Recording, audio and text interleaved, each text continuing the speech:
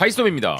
전 세계 대부분의 사람들이 예상했던 오징어 게임 마지막 피날레의 흥행.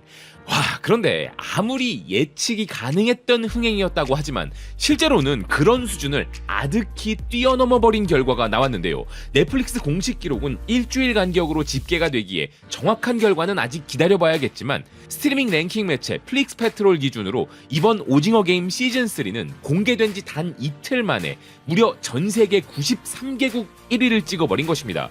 특히나 이번 시즌은 넷플릭스 본사 입장에서도 자신들이 제작한 최고의 드라마라는 자부심을 느끼는 작품이기에 더 큰 역사적인 기록을 위해 전 세계적으로 엄청난 물량 공세를 하고 있는데요.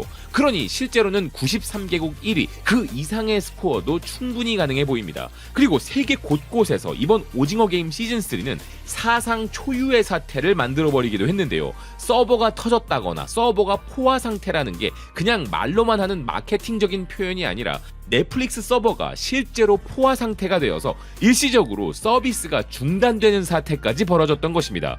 전 세계 동시 공개 시점에 일부 시청자들은 에피소드가 로딩되지 않는다고 불평했고 공개된 지 고작 1분 만에 처리에 문제가 생겨 죄송합니다 라는 사과 메시지가 화면에 나타났다는 것인데요. 정말 얼마나 많은 사람들이 이 순간을 기다려왔는지 보여주는 해프닝이었죠. 하지만 이런 전 세계적인 오징어 게임 시즌3의 대흥행은 누구나 예측 가능했던 만큼 기쁘면서도 당연하다는 생각이 드는데요. 그런데 전혀 예측 못했던 일이 터졌습니다. 그 본격적인 이야기에 들어가기 전에 먼저 불편한 이야기부터 시작해보죠. 이번 오징어 게임 시즌3는 호평도 받고 있지만 엄청난 혹평도 받고 있는데요.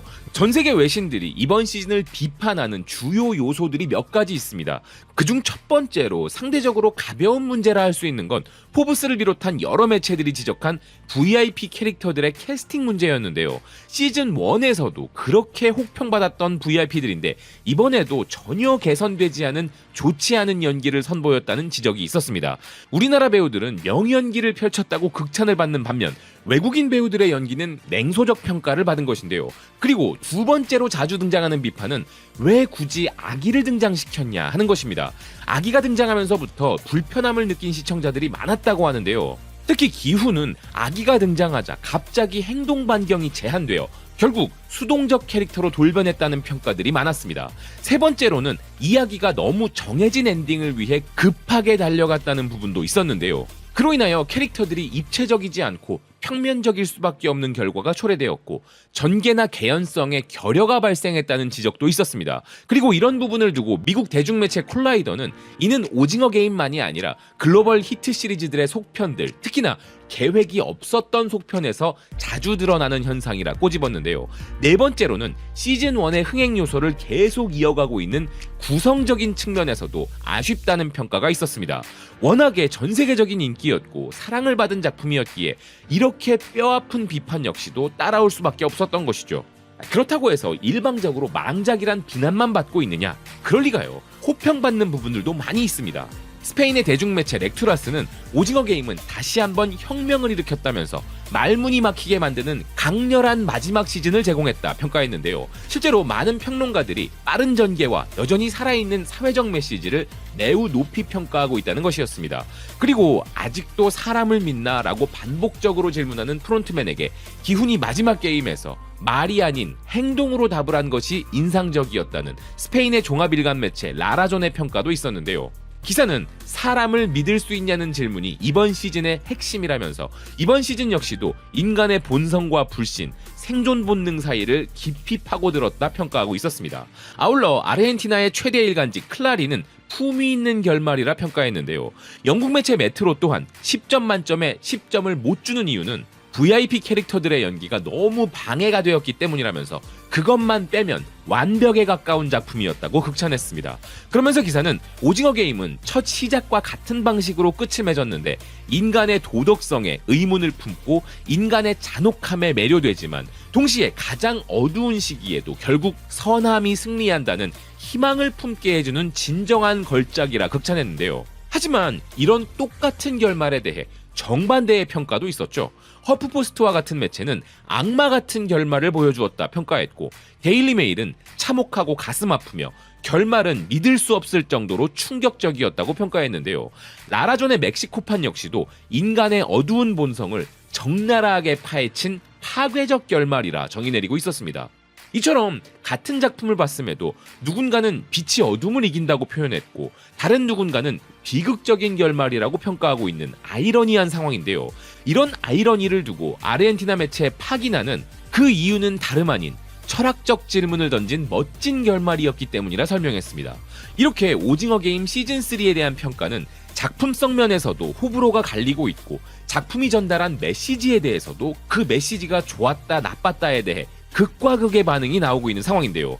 그런데 그런 결정적인 이유는 오징어 게임의 황동혁 감독이 쉬운 길을 두고서도 그 길을 가지 않고 어려운 길을 선택했기 때문입니다. 미국의 권위 있는 일간지 디 애틀랜틱은 기훈이라는 주인공의 마지막 운명에 있어 대부분의 드라마들과 영화들이 선택하는 일명 라스트맨 스탠딩, 즉 서바이벌 장르에서 끝까지 살아남아 최후의 승자가 되는 쉬운 결말을 선택하지 않은 것을 비판했는데요. 일반적으로 대중들은 권선징악과 정의 구현을 원하는데 허무주의적이고 비판적인 결말로 작품을 이끌어간 것을 두고 회의적으로 바라보는 부분들이 많았다고 이야기한 것입니다.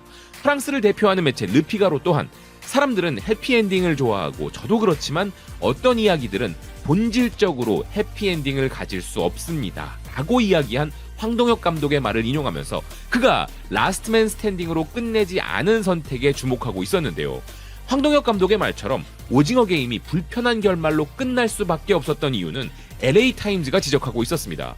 그것은 결국엔 자본주의가 사회를 죽이고 이기게 된다는 현실을 오징어 게임이 반영하고 있기 때문이란 것이었는데요. 그냥 기훈이 인류의 희망인 아기를 등에 업고 뛰쳐나가 모든 VIP들을 다 때려 죽이고 우리가 이겼다 외치면서 정의 구현을 해주길 바라는 것이 본능적인 욕구이지만 지금 이 세상에 있는 그대로의 현실, 즉 자본주의의 괴물들에게 지디겨지는 엔딩이 시청자들의 말문을 막아버린 것입니다. 이런 점으로 인해 어떤 이들은 극찬하는 반면 어떤 이들은 혹평을 하는 것이죠. 그래서 캐나다의 더 글로벌 메일 역시도 현실을 반영한 허무주의 또는 현실주의적 결말은 작품을 바라보는 취향에 따라 평가가 극명히 나눠질 수밖에 없다고 설명하고 있었는데요.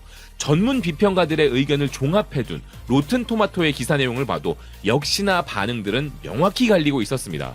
그렇지만 개인적으로 가장 공감되는 비평은 미국 공영라디오 NPR의 의견이었는데요.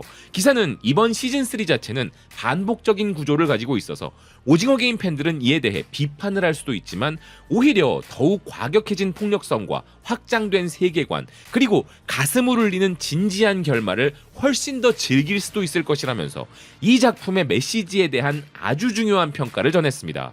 그것은 바로 오징어 게임이라는 이 작품은 미국 시청자들에게 한국 엔터테인먼트의 저력을 일깨워 주었다는 것이었는데요. TV 시리즈 역사상 가장 날카로운 자본주의 비판으로 이야기를 마무리한 황동혁 감독에게 경의를 표한다는 NPR이었습니다. 그리고 미국의 미디어, 테크, 스트리밍 산업 분석 매체 로우패스는 또 다른 아주 중요한 부분에 주목하고 있었는데요. 그것은 지금 전 세계에 한국 드라마가 퍼지게 한 데에는 많은 작품들의 공헌이 있었지만 오징어 게임과 황동혁 감독의 등장은 그런 수준을 아득히 넘은 것이었음을 잊어서는 안 된다는 것이었습니다. 황동혁 감독은 비겁한 사람이 아닙니다. 사회적으로 옳다고 생각하는 것에 목소리를 내는 사람이며 계엄 사태에서도 마찬가지였습니다. 그런 그가 자신의 치아 대부분을 잃을 정도로 모든 것을 바쳤던 작품에서 마지막까지 던지고자 했던 메시지는 이 사회의 현실에 대한 절망과 희망에 대한 이야기 둘 다였습니다. 그런 그의 결말은 그저 도파민 터지는 마블식 아니면 타란티노식 해피엔딩과 폭발을 원했던 시청자들에게는 외면과 비판을 받을 수밖에 없는 선택이었죠. 하지만 우리에게 한 번쯤 생각해볼 만한 질문을 던진 뛰어난 결말이기도 했습니다. 응당 세계 최고의 작품이라면 던질 수 있는 질문이었기에 황동혁 감독은 결국 그런 질문을 던지겠다고 선택한 것인데요. 그러니 이제 그 대답을 듣는 것 또한 황동혁 감독의 몫일 겁니다. 한편 스페인 매체 베인테 미누테는 현재 오징어 게임은 한국보다 해외에서 더 큰 인기를 끌고 있다면서 한국에서는 시즌3가 공개됐음에도 반응이 폭발적이지 않다고 언급되지만 해외 시청자들은 오징어 게임의 독창적 스토리와 사회적 메시지에 매료되었다면서 그 차이점이 존재하는 이유를 설명하고 있었는데요. 첫 번째 이유는 한국에는 오징어 게임이 유일한 드라마가 아니라 좋은 드라마들이 많이 있기 때문이며, 두 번째 이유는 오징어 게임과 같은 메시지를 던지는 작품들도 한국에는 많이 있기 때문이라 이야기했습니다. 그리고 한국 현실 사회를 반영한 작품이기에 한국인들은 외국인들에 비해 큰 충격을 받지 않을 것이라고도 설명했는데요. 언젠가 한국에서 특히 각박한 평가를 받는 부분을 두고 황동혁 감독이 인터뷰에서 가벼운 서운함을 토로한 바 있죠. 그러니 이런 부분들도 한 번쯤은 생각해 볼 거리가 아닌가 합니다. 사실 속편이란 것은 그 자체만으로도 평가 절하당할 수밖에 없습니다.